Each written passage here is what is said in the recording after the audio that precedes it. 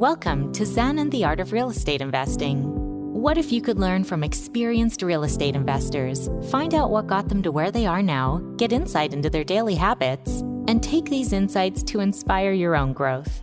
Each week, Jonathan Green shares an in-depth look at the mindful approach to real estate investing. Jonathan is a lifelong real estate investor, advisor, and coach, as well as the founder and team leader of Streamlined Properties. Whether you're looking to start from scratch, get to the next level, or just for a straightforward and honest approach to real estate investing, Jonathan seeks to provide a free mentorship program you can take with you anywhere. Now, here's Jonathan.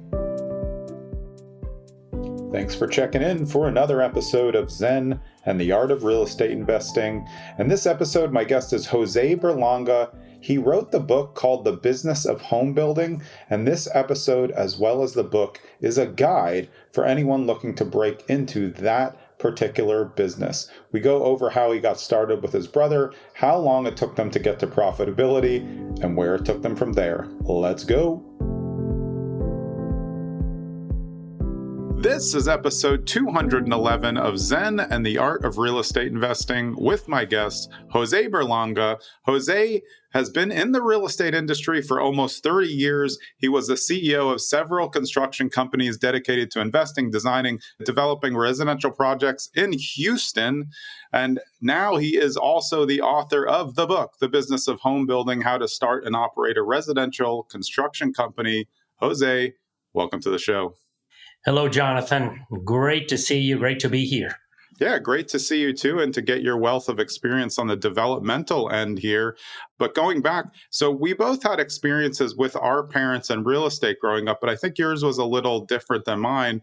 How did you learn from your dad what to do and what not to do when you got into real estate? Interesting you bring up my dad. Well, I grew up running around with my dad to properties. So a lot of times knowing that your background started with a parent, it's always like your intro to real estate, but it doesn't always go the straight line that people think.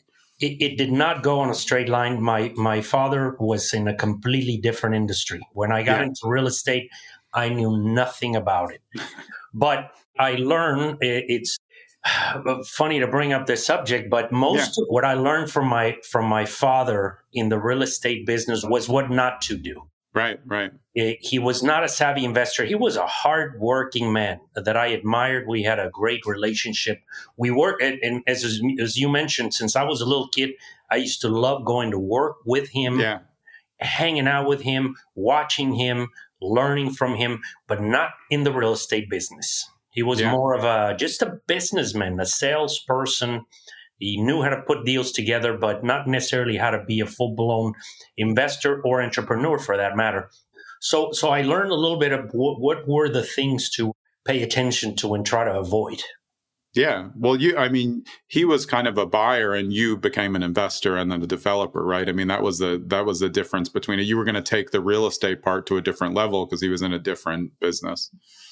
Absolutely. He was in a completely different business. And back then, I think that real estate was for a very specific type of investor back in a previous generation. Yeah. I don't think we were as aware of its meaning, of what it represented to our lives.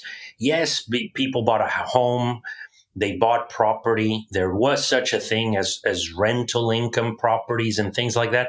But it wasn't the most popular, well-known medium of investing and growing wealth. And certainly it has grown to a crazy level now where it's just common knowledge. Real estate is just a form of building and retaining wealth. But I don't think that's the way it was in previous generations. It was not as self-explanatory as it is now. Yeah, and we didn't have as many mediums to get the information out there. So other than buying, books on tape and those type of programs, it wasn't as accessible. Now everything's accessible. So that means there's, a million experts and then a million maybe experts. So how did you get started, though, on your run into real estate? I had no intentions of being in the real estate game at all, other than buying a property here and there for leisure purposes, whether it was my home or a vacation home or something like that. it all started as on the investment and on the entrepreneurship side of it, because my brother became an architect. He graduated from architecture school, my younger brother, and we were always very close. So I had the know-how of the business side of things. And he began to learn a little bit about the technical aspects of the residential construction. And we started a construction company together. It started very small with a tiny investment, having no clue what we were doing or what we were about to get into. Yeah. But we learned the hard way. So perhaps not the ideal way to get into this business. Sometimes it's better to learn with somebody else's company, maybe working for someone before you go on your own. But that's the way we started. That's the way it happened. And we grew the business a little bit at a time. Yeah, but it goes to show that you were able to take action even if you weren't 100% sure of the outcome. And that's a thing that a lot of new investors and new people getting into real estate struggle with. They're always thinking, well, I don't know if this is going to work. And now we both know we don't know if any of this stuff is going to work. We're going to hedge our bets as we get more experience, but sometimes you just have to start. So how did you guys get started? Or did you start building something for one of you, or did you get a client who wanted to build? Because he had the architecture, you had this business background, but still you have to go build the house. It's a different story. It was very interesting, and we weren't quite sure about how to go about it. Yeah. All we knew was that we wanted to build homes. And let me rephrase that. My brother wanted to build homes. I wanted to build a business, and I wanted to make money. I didn't really care in what industry we were getting into. I was already an entrepreneur and had been running operating businesses for years prior to this industry. Okay. Yeah. And when we started this, I went in with the intentions of just participating as an investor, maybe helping putting together the business plan and procedures and implementing the formalities of the company and perhaps some manuals of operation and things like that. But we didn't even know how to get a loan. We didn't know how to go about putting this thing together. So it took a little bit of work at first. And we did not make money, by the way, the first or second or third home. It took us several homes and a lot of persistence before we actually started turning a profit. I could not get the loan. We had a little bit of money to pay for the land, which back then, this is an amazing story, but we turned $7,500 into $100+ million a year operation. It started with $7,500. $7,500. We bought a very small piece of land, inner city. It was not popular to build homes back then. Nobody wanted to be in the inner city. Yeah. Everybody had moved on to the suburbs. And we came into this area because we thought we could build a product that would be affordable in a good location close to downtown. It wasn't really a good location back then. It wasn't attractive. It wasn't appealing. It was kind of scary to drive around those old neighborhoods that were falling apart. But that's where we started. And we didn't even get our investment back on the first one, but we noticed that there was a demand. When the house sold, we decided to keep going and bought another property and did it again. And after several homes, we tweaked the business and the numbers and the features of the home, etc., until eventually we were able to turn a profit. But it took a long time. Getting the financing on the first home, this is an interesting story because since we didn't have credit, I didn't have a line of credit, we didn't have any credibility in the business, and we kept being asked, what have you built before? Why should we trust you with a loan to build a house? So the way I worked around that, I ended up getting a loan to build my own home. I didn't have a house at the time. Yeah. And I was able to secure financing, not as a speculative project, but as a sold home to myself. And my credit was decent. At the time, the amount of the loan was not that much money, so they accepted to give me a loan on a personal level. So that's how we. And once we were able to complete that home, then we prove ourselves. We prove our ability to complete the project, and we were able to get one more. And before you know it, we were building a bunch of them. But it was a process. Yeah, and I suppose that you chose the area because it was affordable at the time. You know, if you can get in for 7,500, you kind of have to deal with where it is. But like you said, it's interesting because what you said, this is back in the late 90s. It really still applies now. Obviously, we're having an affordable housing crisis, so everybody's looking for different ways to build, and new builds are capitalizing on that when they can. But they still have to be affordable because generally home prices are way higher than anybody expected. Do you see the same principles at play now as when you started?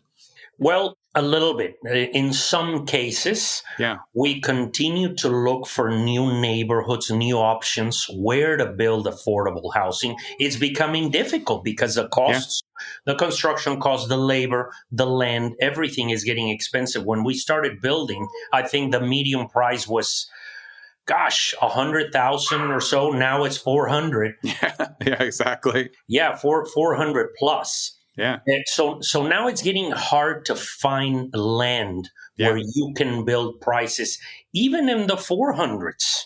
So yes, inflation, of course, combined with the current situation with interest rates, it's getting difficult. So there's a sector of buyers that are qualified, that are willing and able to buy a home, but they can't really find something that they can afford. Yeah. So but back then it was more about the location and where you could build something that was attractive in these neighborhoods. Now it's just figuring out how to get to that number that works. Yeah, and because there's so few properties on the market for buyers, I'm seeing, at least here, and I'm sure across the country, buyers are buying homes that they really shouldn't buy. They need too much work, but those are the homes that we all used to buy, or you used to buy to knock down if there was no land. But the prices are too high, and people are actually paying them because I live in New Jersey. It's the densest state in the country. There's nothing. You have to basically knock down a house to get the land, but someone's willing to pay to get that house for much more, than a developer would be able to knock it down for. So the numbers aren't working. Are you seeing that in Houston as well? Yes, it's getting difficult to buy land that is feasible. Right? And the way I word it is there's a lot of land out there, but the numbers don't work. So it's not about finding a property. It's about finding one where the numbers make sense. And one of the problems that has really taken over in the last few years, there are too many players out there chasing the same properties. And many of those do not have enough experience to know what to pay. So then they start inflating things and creating that perception that land is more expensive than it should be. And before you know it, other neighborhoods and everybody in the area starts getting the wrong impression as to what their values should be. And it inflates the market fictitiously, probably in some of these areas, and making it harder and harder to negotiate with sellers. They think the property is worth more, whether there's a profit to be had or not. Yeah, they end up with verified sold numbers that you can look at, but being in the game for so long, those prices are ridiculous. They're not going to make money on this, but they're looking at the land price, and maybe some of those people don't finish the builds. We see that here a lot. When people overpay for the land, they can't do the knockdown, or they try to do a renovation, and then they realize they have to keep the foundation. They don't know what they're doing. They just stop, and sell it to somebody else. But again, still the numbers aren't working because you still have to figure out what the spread is for the neighborhood. And it's very difficult because I talk about how our industry is so underappreciated. Everybody thinks they can do it. You don't need a degree. You don't need a lot of training to go and build a home. And yes, when you don't have limitations, constraints, whether it's a budget or time, anybody can do it. But if you want to make a profit and you want to do it consistently, it takes a lot of experience. So a lot of people get in it without the right ingredients, and competition starts saturating markets. So it becomes a less attractive business, particularly if you want to be a long-term, consistent player. Because I see over the years, I've seen a tremendous amount of companies that come and go. They come in, they don't finish the development, or they finish it, but they lose money and they lose investors' money. They move on, but they leave us with a hot potato, with a market that's somewhat unstable. Yeah. And we have to go back and reorganize ourselves. So now, over the years, you start understanding that when you make most of your money, this is a great message for new investors. And when I make most of my money, is during horrible markets, because that's when I come out and start looking for the deals. When markets are hot, everybody jumps in, everybody overpays.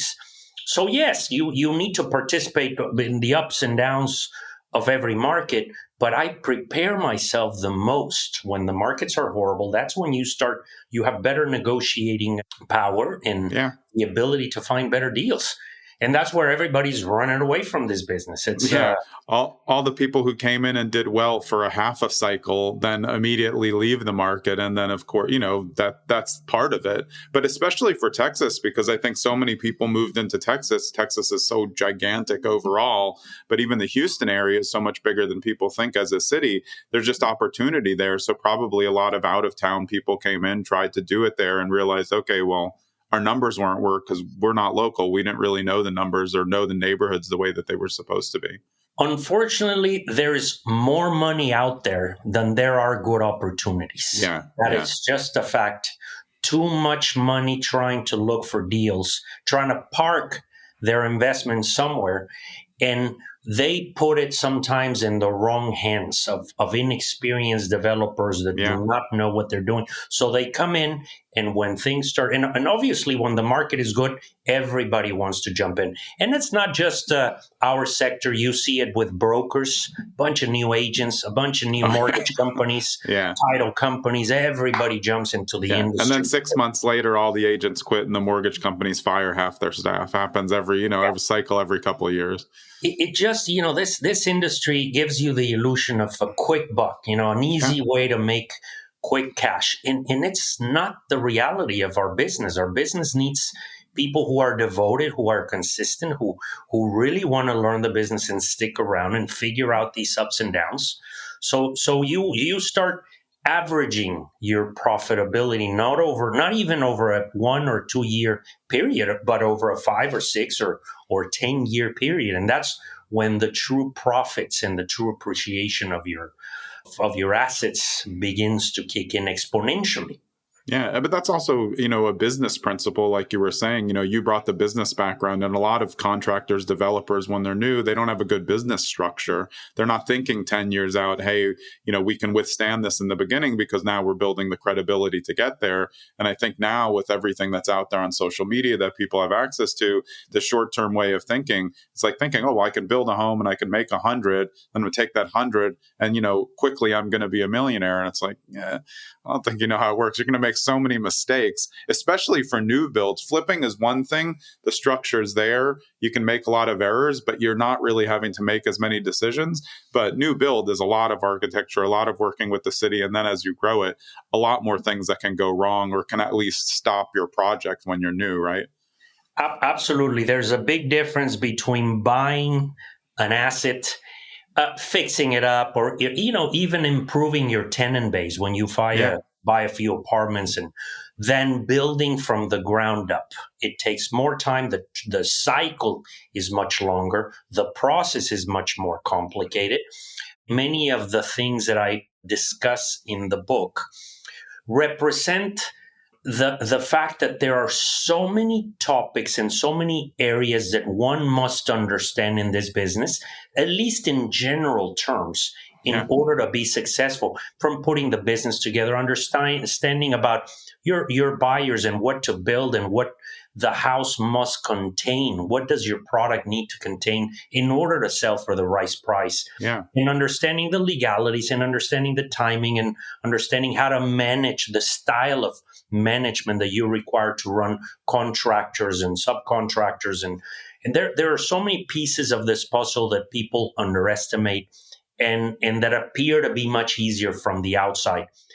And yes, they are not rocket science, but they do require experience. And you don't realize how many moving pieces there are until you're in the middle of a project.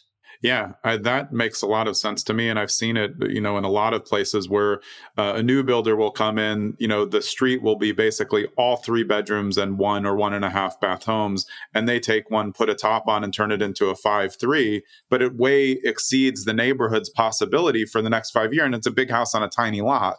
Yeah. So they're just thinking, well, money wise, someone's going to pay for it. It's a nice neighborhood, but it doesn't fit. All the values are trailing. Is that part of what you've seen as well over the years? Those are the mistakes that newer people made, not understanding, hey, we still need to match a neighborhood. We're just going to make a nicer version and keep some land there. Absolutely. There are so many things that have to go right.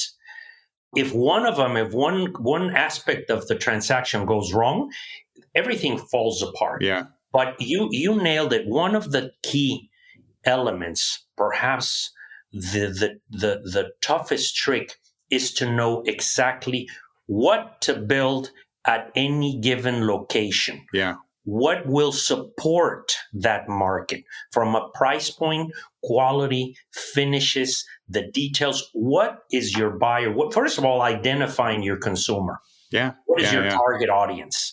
And then understanding what is your target audience willing to pay and what do they want to get in exchange for what you're offering at that particular price. And putting those together, new developers and new entrepreneurs either are the extremes. Either they're fearful to start a business, so they won't do it, or they're extremely confident and they get too aggressive. They think they're going to come in and show us all how it's done. Yeah. They think they're going to negotiate better, build for a lower price, a better product, and it's going to sell for more. And they come up with all these crazy projections that are unreasonable and unsustainable. And when they don't happen, they leave the market. But they get overly ambitious in their expectations. So it's better to be conservative. And once you've done this enough times, you start getting closer to hitting your numbers and understanding what it means to be conservative in every transaction. Yeah, but you made such a good point. Each neighborhood is different. Each block is different. What the buyer avatar looks like is going to be completely different. If you're building a $300,000 house versus a $900,000 house, those are different finishes because it's not going to make sense. You can't put high-end finishes into the 300 and then get more. You'd be exceeding the market cap for what's expected there. And that's something that I think we've both seen. Those are big mistakes when people are overdoing the finishes on something lower. It seems like a good idea. Maybe they got a bulk deal, on granite or something, but the expectation's not there. So it doesn't really look right given what else is on the market. And you can't get the price bump that they want from it. Yeah. You're very right. And this is something that most people don't understand, that building a $300,000 product is completely different than a $3 million product. Yeah. They, in every aspect, not all homes are the same, and I'm not just talking about cosmetics. Everything, the process, the type of, from your frame, your foundation, your finishes, the selections, the expectations from your buyer, the consumer, the type of contractors are different. So when you move from one product to another, you have to really have that learning curve and start again and figure out all of these details. I also mentioned how it's very easy for us to switch markets. If we see that, hey, the $1 million market is doing great, I need to build $1 million homes. This cycle takes so long to have product ready on the ground that chasing the market, it's almost impossible. When you start building in the $1 million range, by the time you're done, maybe now the $3 million and up is doing great. Or maybe and by the time you start a new project in that price point, now the $400,000 market is. So chasing it is very difficult. And a lot of us make that mistake, that we fall for that illusion of chasing what's hot instead of just becoming an expert in one specific market and sticking to it. The market will rotate and come right back to you, and you take advantage of that one and be the best one at that particular sector instead of moving around. Yeah, that makes sense. And that goes to being steady and business principles, long-term thinking, and taking the options that are there. If you have a good deal and it's in the $300,000, end build range, you don't pass it up just because everything's hot or high. That's a great deal. You might not get the same deal if you're going into the hot area, like we were saying, which is right now low inventory. There's not a lot to buy. So newer people will come in and overpay, which again creates a problem because you have to work a different way to try to find the opportunities. Land is out there, but it's shrinking. With all the builds in Texas, it's shrinking. So how do you go about finding developable areas now? Is it still the same way that you guys did it when you started? Yes.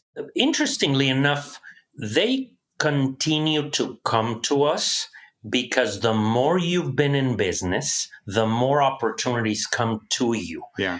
It is the way this business, like everything else, once you build a name and a reputation for being a closer, more things get offered to you. Yeah. When I started in this business, I thought it was impossible to find one property, and I struggled to find the next deal because I was literally had to be looking and searching and calling and knocking on doors because nobody knew me. Yeah. Nobody knew our company.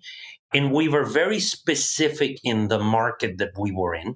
As we started growing, building more, becoming well known, we had a better network of agents and brokers and for sale by owners because our signage was out. And before you know it, more brokers and more people start coming to you, and it starts getting a little bit easier.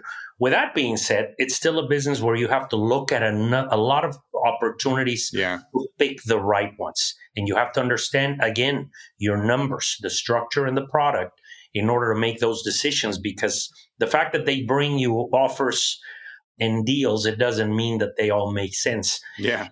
And little by little, you have to start moving. Of course, now that our business is so popular, let's call it, real estate and construction are just famous for making money. Properties go up in value very quickly once new development begins. Yeah.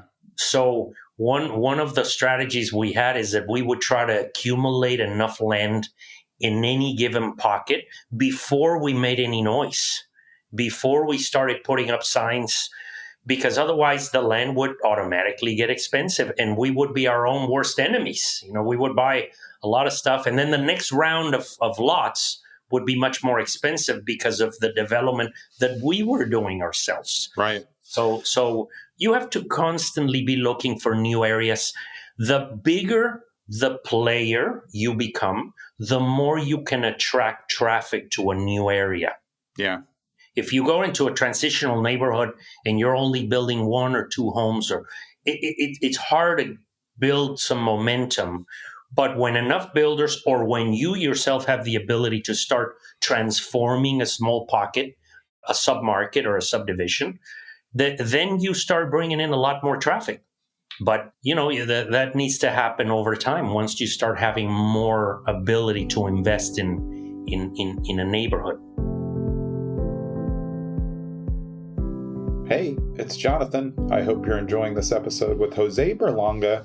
And on this brief interlude, I just want to let you know that we're crushing it in terms of our guests. That's how I feel, at least. We're actually 14 episodes ahead, which means we're good. However, I never stop looking for the best guests. So if you are a real estate investor who has a back history and that would work for this show, I'd love to hear from you. Also, if you know of someone who we haven't had on the show, who you're sure would be a great fit for the show, either way, go to zenandtheartofrealestateinvesting.com, use the contact page, send me a message there, and I'll reach right out.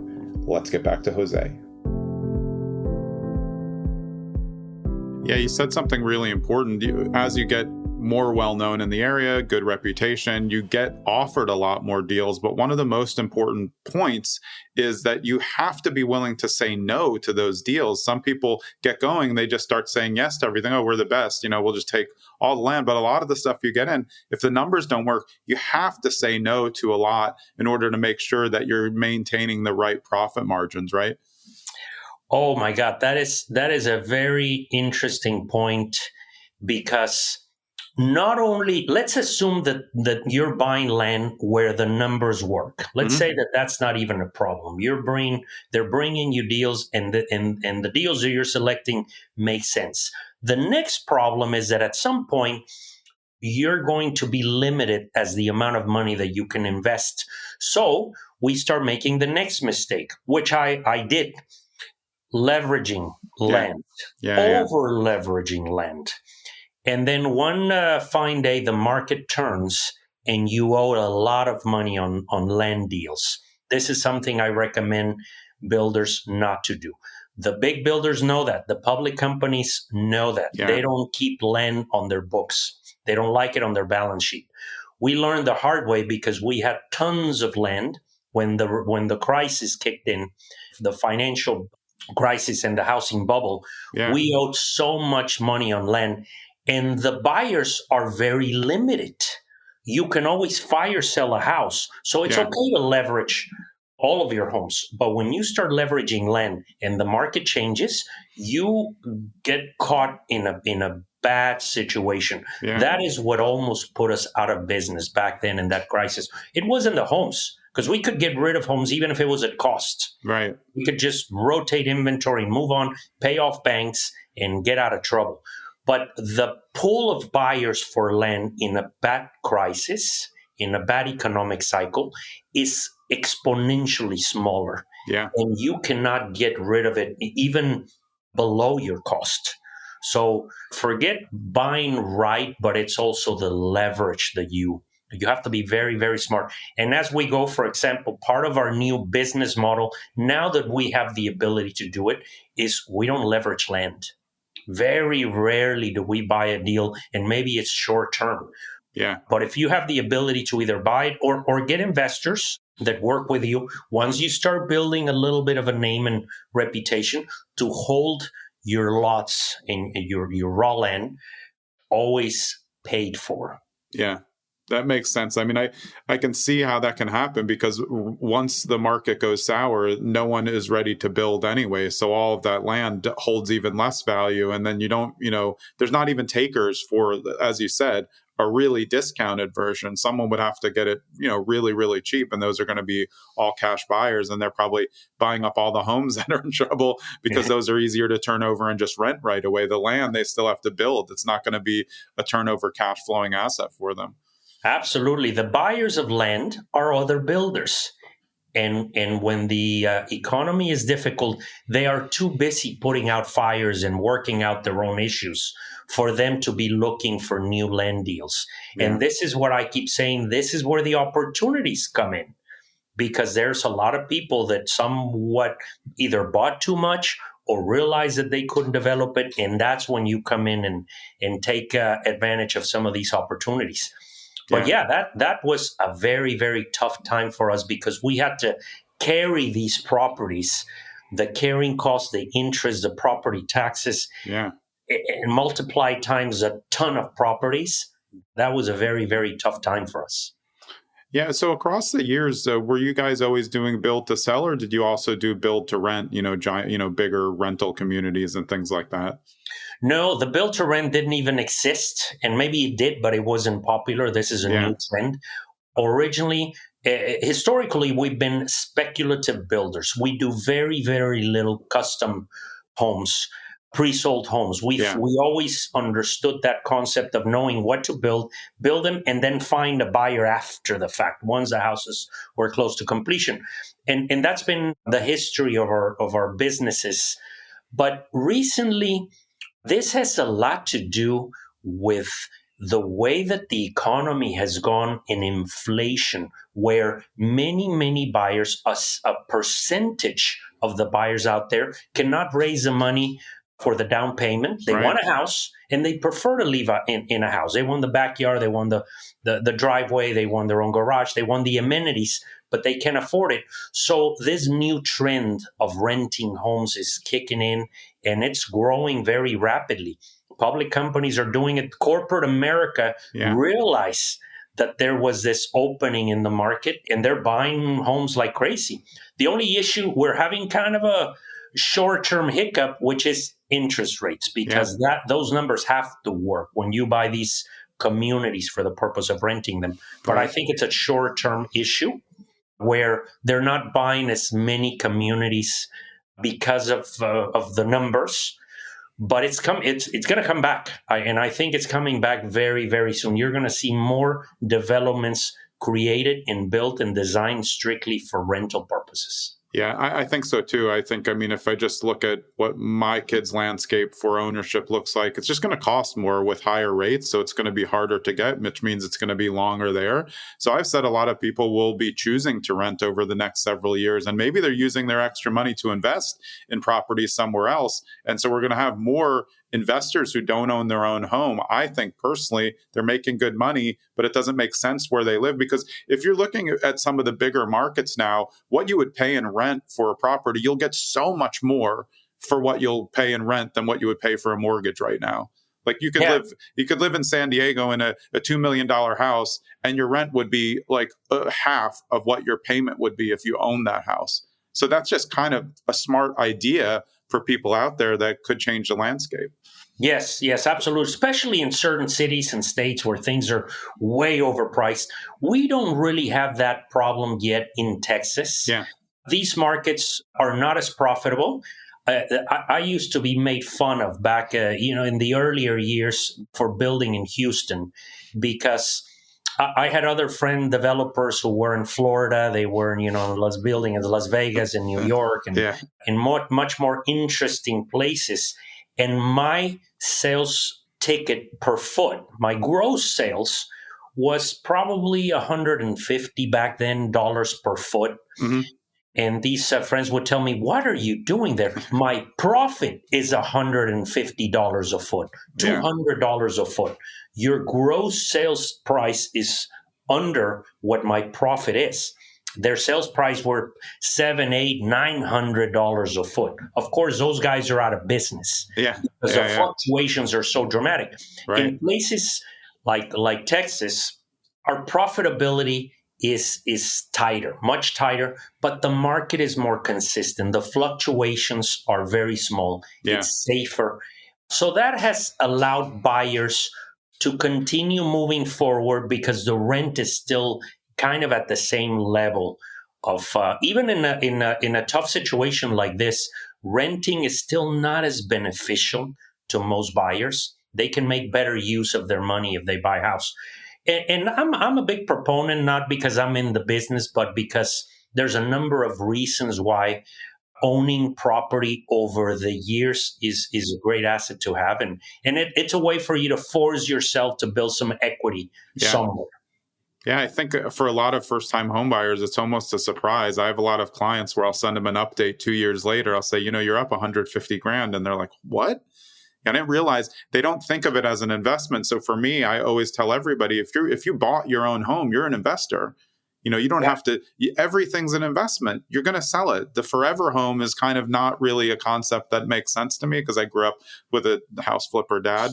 But I even want regular people who just trying to get their first home with a family. You're not going to stay there forever. It's a nice thing to think of, but you're going to have more kids. So you're going to grow out of the smaller house. You're going to get a bigger house. And then later, you're going to go out of the big house into a smaller house.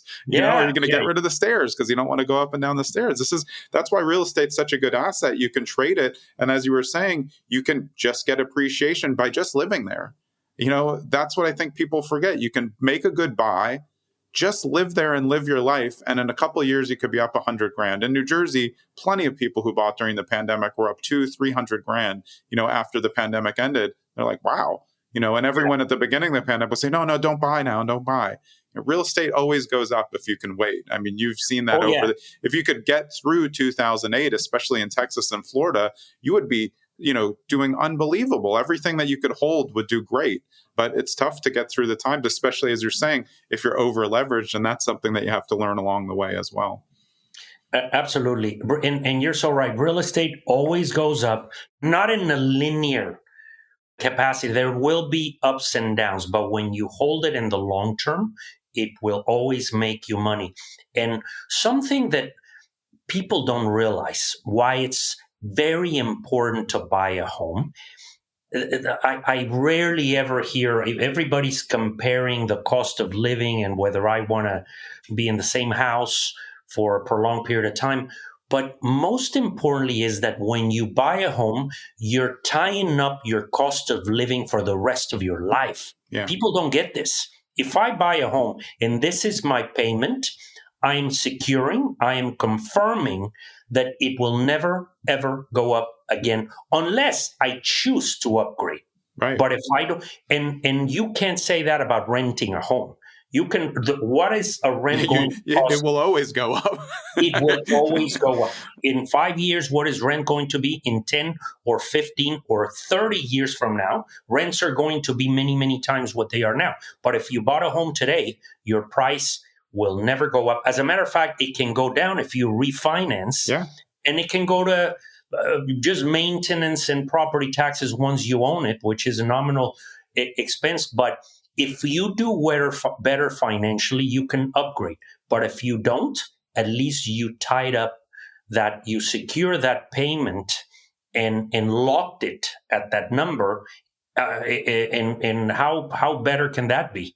That's a fantastic point. I mean, that is the essence of stability in home ownership. Like you said, there is a benefit to renting. Of course, you don't have to make as big an outlay, but we were saying your rent's always going to go up every year because that's how it works. I mean, if you get lucky, maybe not, but it's not a long-term thing. You're not going to rent for 30 years at the same price unless you're in a multifamily that nobody's doing any work to. But yeah. If you know, hey, for the next 30 years, my payment's going to be, $2,500, or you can see the amortization chart, know where you're going to go. Then you can plan your trips around that. You can plan your life around it. And like you said, you start doing better in business, then you make the decision. And the interesting thing about now is a lot of people are doing better, but they don't want to lose the rates on the homes that they own.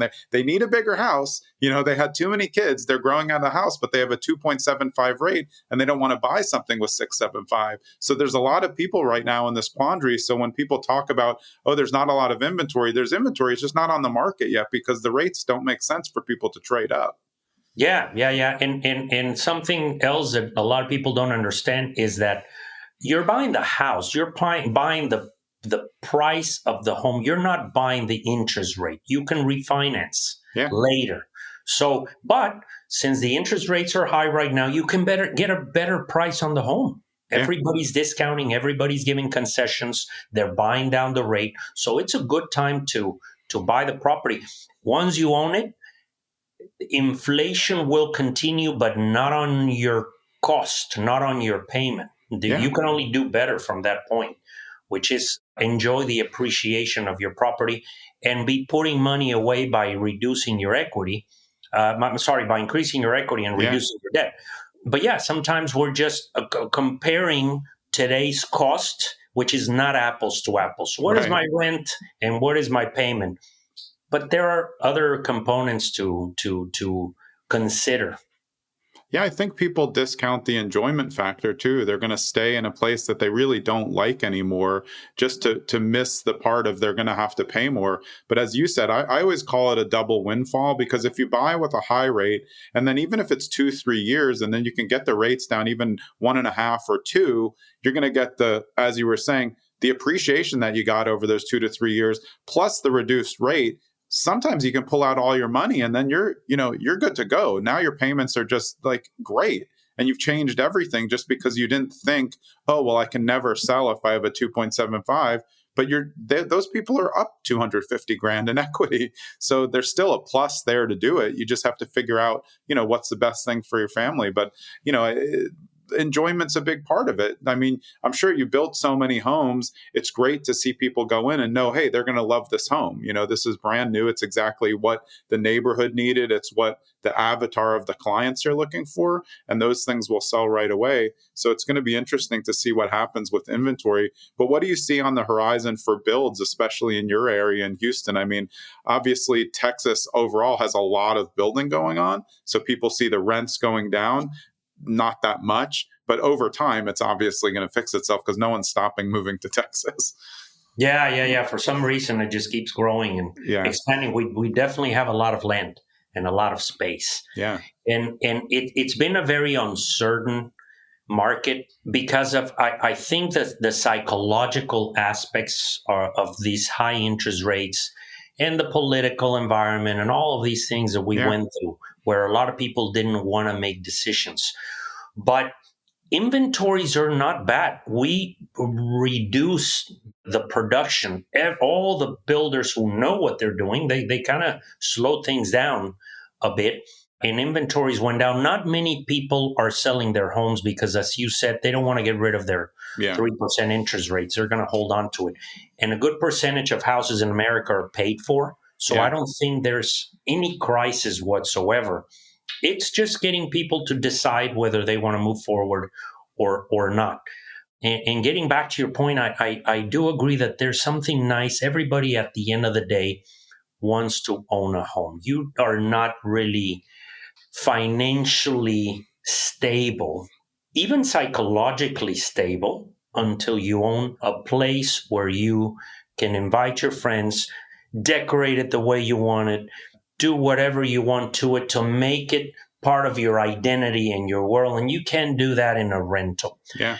There's a lot of research. I over the years, I researched little things that people don't really think of or pay attention. There's a long list of benefits in home ownership. People start incorporating themselves in their society. They care more about their environment, about their neighborhood. Once there's ownership, your self-esteem, your friends, your family feel more secure. There's a long laundry list of reasons why it is important to own property, not to mention they're not making any more of it. If you can afford to buy a property of any kind, it's better to do it now than later, when it will become little by little more difficult because the uber wealthy are buying it all up. Right. Yeah, well, those are great points as well, because when you're renting, you could just, the owner could sell the property. You could get evicted if you're doing things that you shouldn't be doing. The only way you're getting kicked out of a home that you own, other than eminent domain that you would have to kind of technically agree to, but not really, is if you didn't pay your mortgage payments. And that going in. But in a rental, a lot of people I know, from selling multifamilies and selling single family, there's a tenant in there, but the seller wants to sell. So they're entitled to just your only tie is till the end of your lease. A lot of times someone's going to try to want to buy you out. So that is a really good point. And that goes to the security thing that we were saying before. Is it a little bit harder now? Yeah, but that's why people are going to choose to move to areas where it may be more affordable. And then we'll see what happens with the pricing. So you've slowed down building a little bit, but you still are watching the market to see, oh, wait, things are coming back. And then you can just ramp up again, right? Oh, yeah. We still have a lot of land positions. We're preparing for a new cycle. We're still doing some construction, just a little bit less volume, particularly watching the different submarkets, the different neighborhoods, which ones are moving more than others, and so on and so forth. Just keeping our eye on the market, but on the thermometer on things. But I don't worry about the ups and downs anymore. As a matter of fact, I feel that the bad cycles are the only barrier of entry into our business. Yeah. And I appreciate them. Yeah, they're not fun. I don't enjoy them, but me neither. I think that they are a very, very important part of the business cycle. And the important thing is for you to prepare yourselves as developers for these ups and downs and be ready for the next market. But I think it's coming. Yeah. I think it's coming. I think there's going to be a wave of new buyers, new developments. I see the public companies, which is always, I follow them. I pay a little bit of attention to where they're heading, what they're buying, what their interests are. Yeah. And I see them looking around and tying up land. So they have a lot better grasp on the future and demographics and growth, and they do a lot of research. So they must know something. The public builders, they are very optimistic about what's coming for the next few years. Yeah, and it's interesting. I think this plays in favor of home builders, developers who are local. I've seen a lot of the more hedge funds who are acquiring more real estate. Now they're acquiring a lot of businesses that are running big business. Like which is in New Jersey, there's a sub franchise, Jersey Mike's, and I think BlackRock paid like $7 billion for it. But that's interesting because maybe they're going to pivot away from buying so much real estate because there's a lot of regulations going against that, which plays back into the hands of homeowners again, who are going to be able to get stuff that maybe they couldn't have, and for builders to get those areas back, from these giant, conglomerates that could buy up really whatever they want.